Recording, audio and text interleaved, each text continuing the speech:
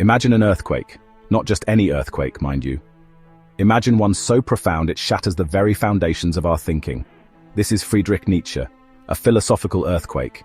He explodes our comfortable assumptions about morality, truth, even reality itself. At the epicenter of his thought, the will to power. Nietzsche wasn't interested in pretty lies. What does not kill me makes me stronger. And for him, that truth was this. The fundamental drive in all living things is a striving for power. Not just physical strength, no. This is power in all its forms, intellectual, creative, even spiritual. He who has a why to live can bear almost anyhow. Forget cozy notions of altruism or selflessness. Nietzsche argued they were mere masks. Behind them lurked the will to power, shaping our desires, motivations, our very essence. To live is to suffer, to survive is to find some meaning in the suffering. This is heady, challenging stuff. But then Nietzsche never sought to comfort. He aimed to awaken. The individual has always had to struggle to keep from being overwhelmed by the tribe. To force us to confront the rawness of existence, the ceaseless striving at the heart of it all. Think of a plant reaching for sunlight, a lion hunting its prey. Even in the simplest organism, there's a striving, a reaching, an insatiable hunger for more. The world itself is the will to power and nothing else. And you yourself are the will to power and nothing else. It's the engine driving all life, a force as fundamental as gravity. We are, each of us, bundles of desires constantly seeking fulfillment. What is great in man is that he is a bridge and not a goal. These desires, Nietzsche argued, are all expressions of the will to power. We seek to expand our influence, to overcome obstacles, to leave our mark on the world. This isn't necessarily a bad thing. This striving, this desire for growth and mastery, is what propels us forward. He who has a why to live can bear almost anyhow. It's the source of all human achievement, from the simplest tools to the grandest works of art. But the will to power, like fire, can be both creative and destructive. It all depends on how we harness it, how we direct its immense energy. One must still have chaos in oneself to be able to give birth to a dancing star. When we think of power, our minds often jump to images of dictators and armies. But for Nietzsche, power wasn't limited to brute force or political control. The will to power is the will to live. It was far more nuanced, far more pervasive. An artist shaping emotions with a brushstroke wields a form of power. Art is the proper task of life.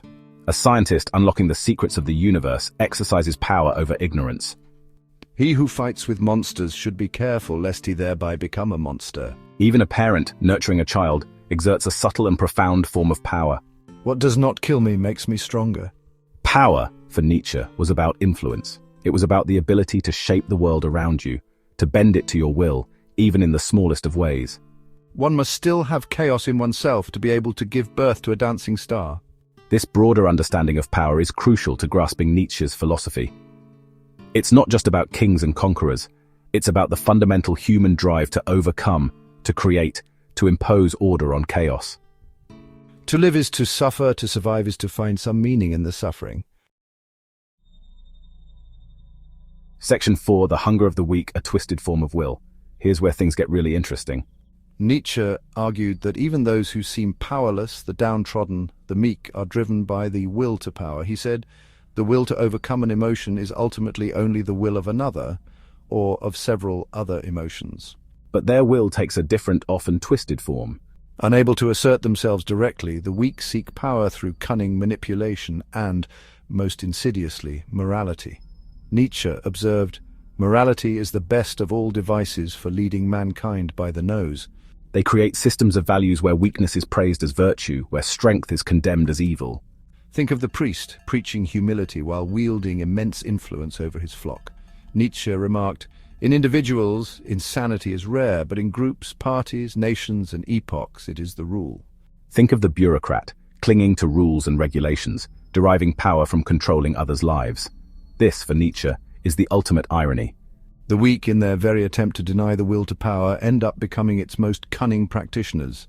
As Nietzsche put it, he who fights with monsters should be careful lest he thereby become a monster. Section 5. The herd instinct, conformity and its discontents. Nietzsche had a dim view of what he called the herd.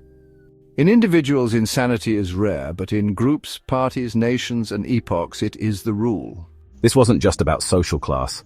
It was about a mindset, a slavish adherence to conformity, a fear of standing out from the crowd. The individual has always had to struggle to keep from being overwhelmed by the tribe. The herd, he argued, is driven by a need for security, for comfort, for easy answers. It embraces dogma and shuns critical thinking. Faith means not wanting to know what is true. It seeks solace in the collective, sacrificing individual potential at the altar of conformity. And who exploits this herd mentality? Those who crave power, of course.